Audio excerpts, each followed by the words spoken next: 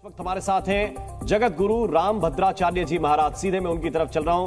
बहुत बहुत स्वागत जगत गुरु आपका जी न्यूज पर। आपका वक्त बहुत कीमती है और हमें देने के लिए आपका धन्यवाद। लेकिन आपके शिष्य ने एक मांग उठाई है और उनकी बात आप तक जरूर पहुंची होगी। वो तो कहते हैं कि वो आपसे सलाह लिए बिना कुछ कहते नहीं।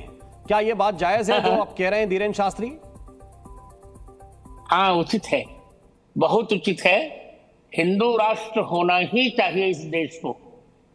हिंदू राष्ट्र होगा तभी हिंदू अपने स्वाभिमान से जी सकेगा। आप देख रहे हैं बांग्लादेश में क्या अनर्थ हो रहा है। हिंदुओं के घर जलाए जा रहे हैं, मंदिर जलाए जा रहे हैं, हिंदुओं की कन्याओं पर बलात्कार किए जा रहे हैं।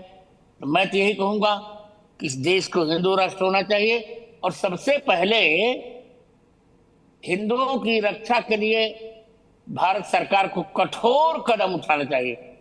अब तो कठोर से क्या अभिप्राय है महाराज जी आपका? कठोर से आपका क्या अभिप्राय है? कठोर से अभिप्राय यह है कि अभी जो अंतरिम सरकार बनी है उससे कहा जाए और अपने अधिकार का प्रयोग किया जाए। जो हिंदू भारत में आना चाहे उनको आने दिया जाए और वहां के राजदूतावास को भी चौकन्ना रहने के लिए कहा जाए जी। और मैं तो यही कहूंगा कि भारत का प्रत्येक हिंदू अब दलगत मतभेद भुलाकर एकमात्र हिंदुत्व की रक्षा के लिए तैयार हो जाए। जी, लेकिन क्या आपको लगता है कि मौजूदा व्यवस्था में जो धर्मनिरपेक्ष मॉडल है हमारे देश का, हमारी सरकार का, क्या आपको लगता है कि उसमें हिंदू सम्मान के साथ नहीं जी पा रहा है?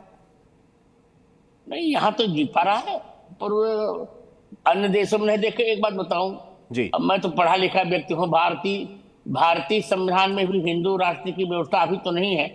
हिंदू राष्ट्र बनाने में भी बहुत समय लग सकता है। भारतीय संविधान को बदलना पड़ेगा और ऐसा हो नहीं पा रहा है। वो भी ऐसा हो नहीं पा रहा है। इस बार भी चुनाव में हम हिंदुओं का उतना बहुमत नहीं जुटा पाए जितना हमें अपेक्षित था।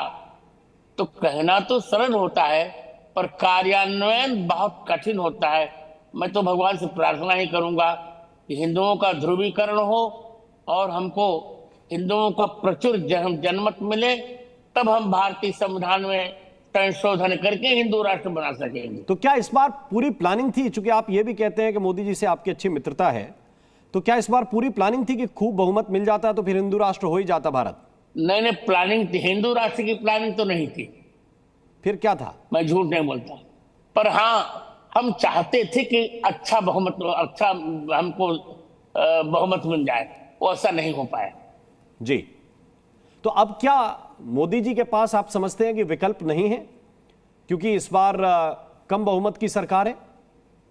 नहीं, विकल्प बहुत है। देखिए, कम बहुमत की सरकार होने पर भी सारे मंत्रालय मोदी जी के उनकी इच्छा के अनुरूप बने।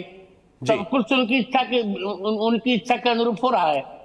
विरोध में कुछ भी नहीं जा रहा। जी, अभी आप तो देखिए, आपने तो स्वयं स्वीकार किया कि ये बहुत कठिन काम है, ये आसानी से होने वाला काम नहीं है।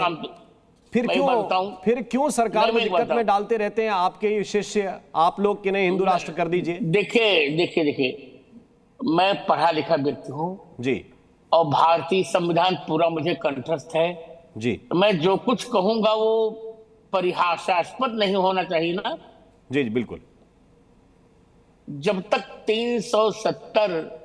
370 सीटें हमें नहीं मिलेंगी तब तक हम चुनाव में भारतीय संविधान परिवर्तन कैसे कर सकेंगे? जी, केवल कहने से नहीं होगा। तो ये बात तो अपेक्षा धीरेन्द्र जी जैसे लोगों को समझाइए ना आप। उनको शायद ये समझ में नहीं आ रहा है कि इस वक्त किस परिस्थिति से सरकार गुजर रही है। उनका कहना ठीक है, उनका कहना ठीक है, पर मैं अपनी बात बता रहा हूं कि स्थिति ऐसी है। जी, अब ये बताइए कि क्या सिचुएशन इस वक्त जो बांग्लादेश में बनी है, हम भी देख रहे हैं वहां पे बहुत से मंदिर तोड़े गए। जी बोलिए। इसमें भारतीय सरकार भी चौकन्ने में है। अभी मैंने देखा विदेश मंत्री का बयान भी आ रहा था। मोदी जी ने भी अपेक्षा की है और मैं भी अपेक्षा करता हूं कि नोबेल पुरस्कार विजेता के हाथ में अंतरिम सरकार का नेतृत्व आया है, तो उनको ऐसा नहीं करना चाहिए। प्रत्येक हिंदू को स्वाभिमान से रहने का अधिकार है। मंदिरों पर आक्रमण नहीं होने चाहिए, हिंदुओं के घरों में तोड़फोड़ नहीं होनी चाहिए, ऐसा कुछ ना हो जिससे कोई अप्रिय घटना हो सके।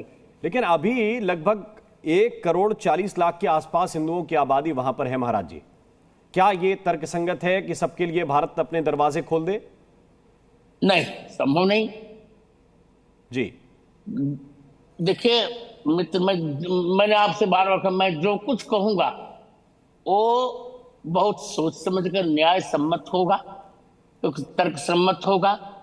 ऐसा कुछ नहीं, भी जो जहां रह रहा है वहां ठीक रह रहा है। हाँ, अपने अधिकार से रहे जी, उसे कष्ट ना हो। बिल्कुल, ये प्रयास तो सरकार कर सकती है कि वहां संवाद करे, यानी दरवाजे खोलने का विकल्प, सीमा खोलने, बॉर्डर खोलने का विकल्प, ये उचित नहीं है आपके मुताबिक? क्योंकि धीरेन्द्र शास्त्री इसकी डिमांड कर रहे थे, इसलिए मैंने पूछा आपसे। कोई बात नहीं जी। लेकिन इस सिचुएशन में हिंदू धर्मगुरु होने के नाते कैसे इस सिचुएशन से निपटा जाए? मैं इतना कहूंगा कि हिंदुओं के अधिकार का हनन नहीं होना चाहिए जी।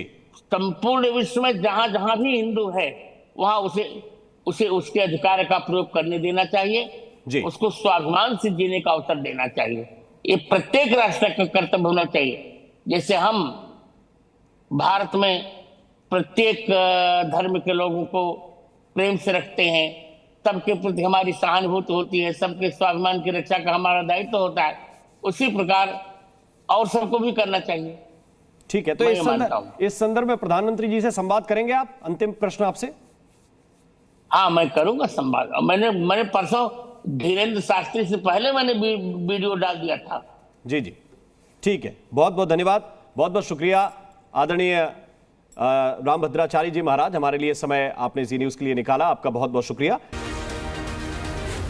जी न्यूज।